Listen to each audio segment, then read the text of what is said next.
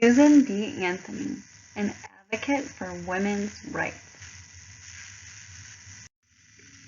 Today we're going to learn about Susan B. Anthony.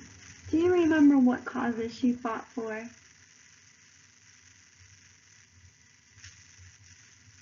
Susan B. Anthony was a big advocate for fighting for women's rights, especially the right to vote. So let's listen to hear all about Susan B. Anthony today. Susan B. Anthony was born a very long time ago in Massachusetts in the year 1820.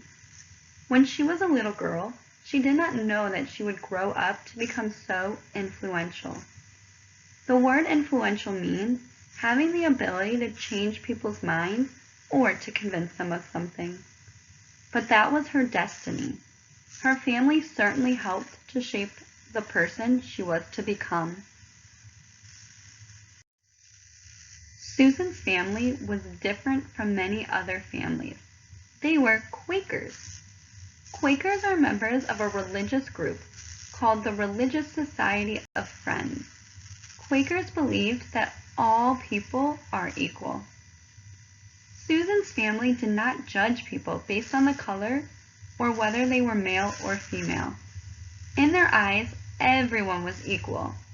But a long time ago, when Susan was a young girl, not everyone thought that way. For one thing, many people thought it was more important for boys to be educated than it was for girls or people of color. How would you have felt about that? That only boys were allowed to be educated?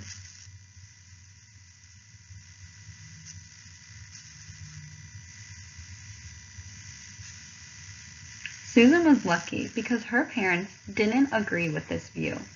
They wanted their daughter to receive a good education. When Susan was 6 years old, she went to school. One day, a teacher at a school refused to teach Susan a difficult math problem because she was a girl. As a result, her parents decided that Susan should be educated at home. Later, Susan attended a Quaker boarding school near Philadelphia. So boarding school is where students live at the school rather than go home at the end of the school day. When her parents struggled to pay the fees, however, she left school and finished her education at home. Later, Susan became a teacher. Susan eventually became a headmistress, or the person in charge of a school. Susan worked hard to help her family financially, so helping giving them money. Susan quickly discovered, though, that female teachers earned less money than male teachers for doing the same job. When Susan was 29 years old, she left the world of education and settled in her family home. Susan's family was now living near Rochester in New York. It was during this time that she met some of the very brave people who were trying to abolish or end slavery in the United States. These people were called abolitionists. Secret meetings were held late at night in her family home. Susan became involved too. Her heart began to tell her that it was more important that she tried to make the world a fairer place. So Susan decided that she would join the fight to abolish slavery, or to stop slavery. A long and a difficult journey had begun. In the early days of the Civil War, Susan helped to organize women's groups to speak out about slavery. This was not an easy thing to do. Back then, people did not have computers or cell phones. Susan and her supporters had to travel in horse-drawn carriages and communicate by letters. Newspapers printed many articles that criticized her view and called her a troublemaker. Susan did not care. She was fearless.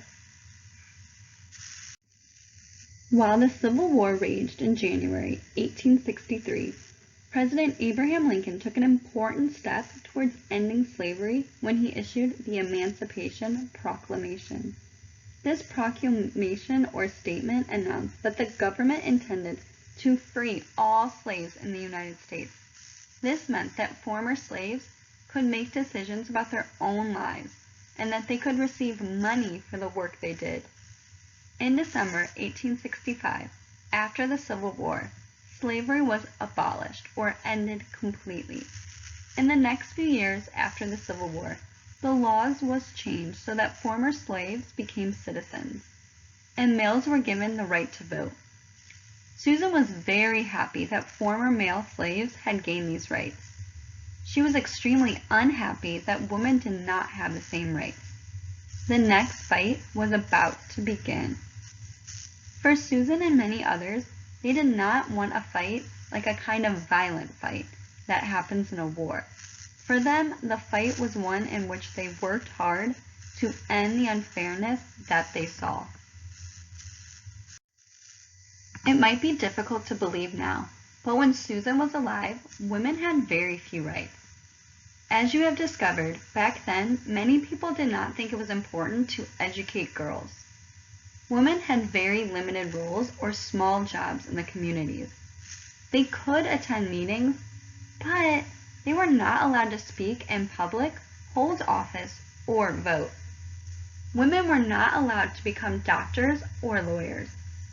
Few girls stayed in school beyond the 8th grade. Married women could not own property. If they did own property before they got married, they had to turn it over to their husbands after they got married. Susan had hoped that former abolitionists would now support women's rights. She was disappointed to discover that many men who had helped abolish slavery did not believe women should have suffrage or the right to vote. Suffrage is the right to vote. Susan was determined to change this view. She joined forces with two women named Amelia Bloomer and Elizabeth Cady Stanton. Together, they began to fight for women's rights. Women like Susan, who campaigned against these laws, became known as the suffragists, or the people who fought for women's suffrage. What does suffrage mean? Yeah, the right to vote. Susan became secretary of the American Equal Right Association. She traveled all over the country by wagon, carriage, and train, speaking for women's suffrage. She organized petitions and clubs, and she wrote newspaper articles. Susan also became the publisher of The Revolution, a newspaper dedicated to women's issues. Printed on the front page of this newspaper were the words, "Men, their rights, and nothing more. Women, their rights, and nothing less." Susan invested her own money in the newspaper, continuing to fight for women's rights. Susan also helped to found or start the National Suffrage Association. When Susan ran out of money, she gave up her position at the newspaper and had to find another way to make money. She began to tour the country, speaking to groups that paid her to speak. Susan was in her 50s when she took her campaign one step further. She tried to cast her vote for president. The word cast here means the act of voting. She and several other women marched into a New York barbershop where male voters were voting. The women held a protest. They demanded the right to vote. The men in charge were unsure of what to do. They were unable to stop the women. So the women finally voted in the election. And so, in 1872, about 50 years before it was legal to do so, Susan and the other women cast their ballots for the President of the United States. So the ballots are the pieces of paper in the woman's hand, and they're used to cast your vote. So you would mark down who you wanted to vote for. Now we have more technology, so we do it on computers, but that's how the votes used to be casted. 2 weeks later, Susan was arrested and charged with illegal voting. Her arrest caused a national uproar. Susan was not afraid. She asked the general public to consider, is it a crime for a United States citizen to vote? The judge in the trial did not think women should have the right to vote. He decided against Susan, before the trial even started. He did not let her talk to the jury, and he ordered the jury to find her guilty. So a jury is a group of people who sit at a trial and decide whether someone is guilty of the crime they are charged or if they're innocent. He then asked Susan if she had anything to say.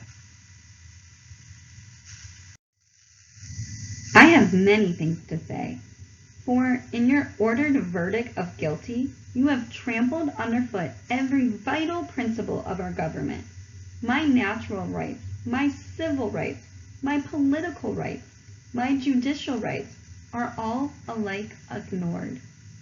So Susan was saying that her rights were being violated, not only because she could not legally vote, but because the judge didn't even let her talk in her own trial.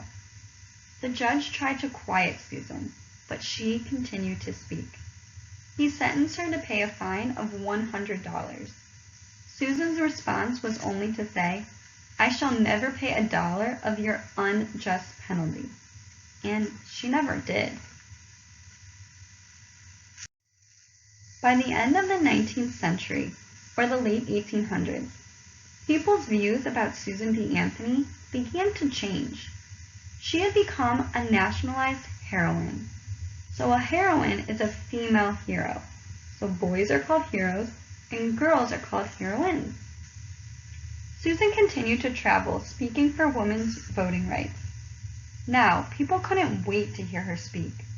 She became president of the National American Women's Suffrage Association, a job she held until the age of 80 when she retired. 6 years later, on March 13, 1906, Susan B. Anthony died in Rochester, New York.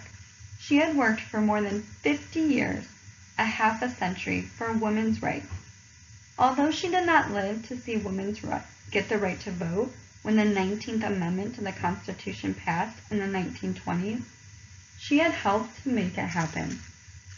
Susan B. Anthony was quite an amazing woman. She was prepared to stand up and fight for what she believed was right. Do you think you would have had the same courage to do so?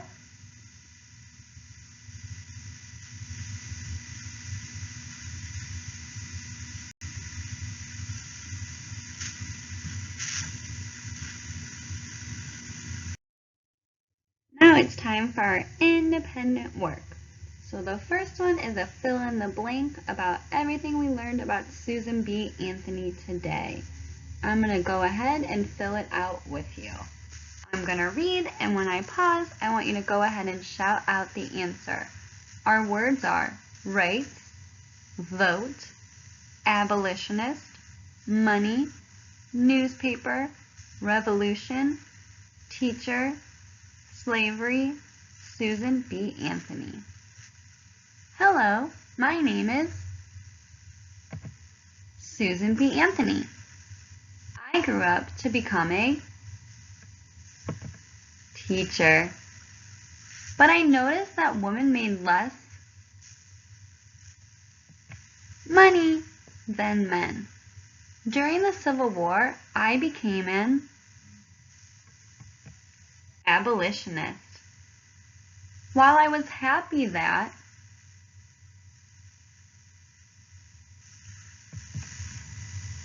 slavery ended, I was unhappy that women still didn't have the right to vote. We fought for women's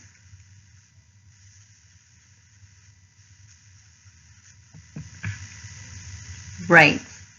I published my own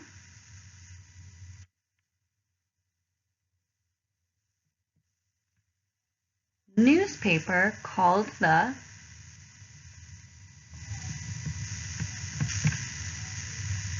Revolution. And there should only be one and. Someone made a mistake. And was arrested for illegal voting. The next question says, what cause did Susan B. Anthony fight for?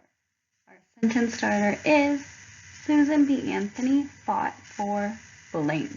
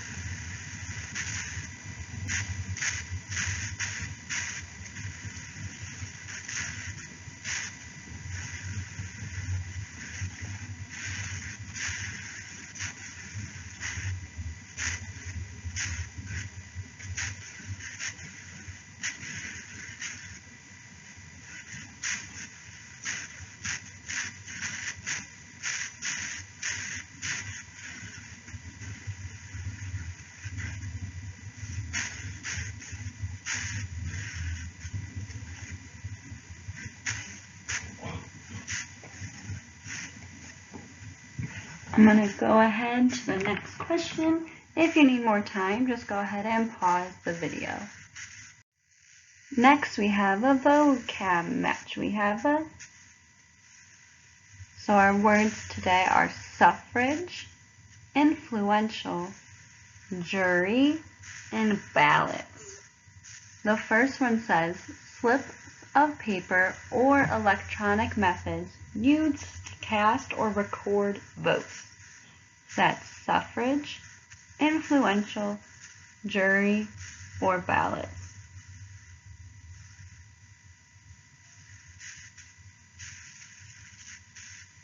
Next one, a group of people selected to listen to evidence in a trial and decide the result. So they're deciding if you're guilty or innocent. Suffrage, influential, jury, or ballots.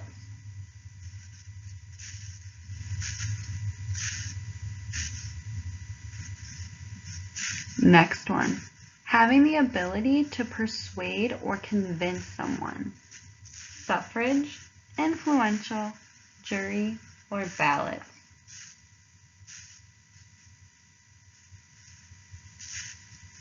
And the last one, the right to vote. Is that suffrage, influential, jury, or ballots? Susan B. Anthony used words to fight for the causes she believed in. Do you think using words is a good way to fight for a cause? Why or why not? So your sentence order is, I think using words is a, so you're going to say good or bad way to fight for a cause because.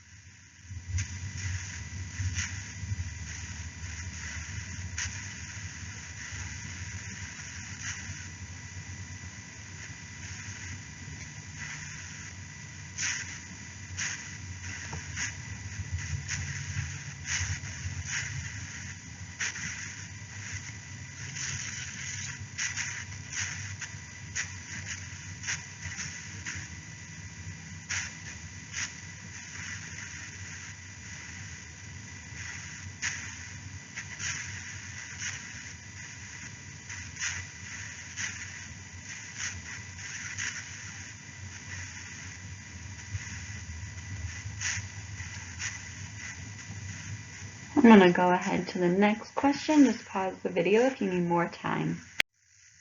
The next question says, if you could control a ballot for or against something, what would you choose? So that's saying, think of our opinions. What would you choose and why would you choose it? So if we were talking about uniforms, if you could control a ballot, I would make it so we would have to wear uniforms. Or I would make it so that we wouldn't have to wear uniforms. Or if I could control a ballot, I would say we get extra recess every day. What is something that you would choose to fight for?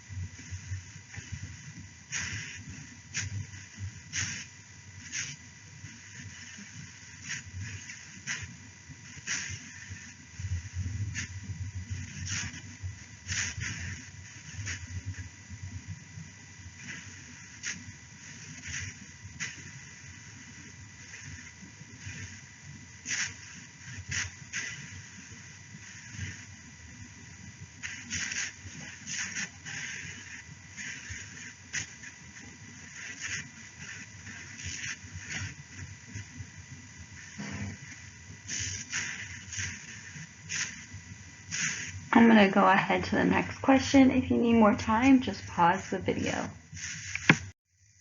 And our last question today, it says, does your ballot say yes or no? So you can write yes or no next to each one. Yes if you're for it or no if you're not. 1. Teachers should give more homework every night.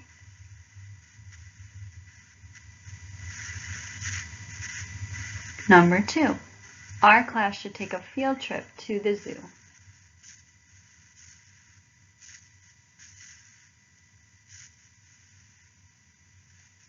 Number 3, children should go to school on Saturday and Sunday.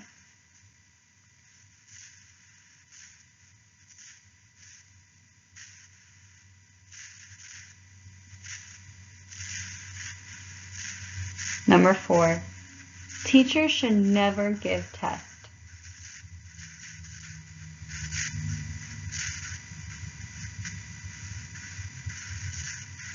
And number 5, our class should have cookies and milk every day.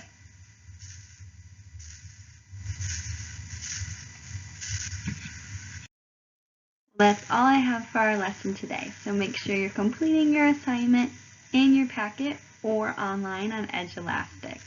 Make sure you subscribe to our channel and that you're liking our videos so I can tell who's been watching. And last, keep up the great work. Bye!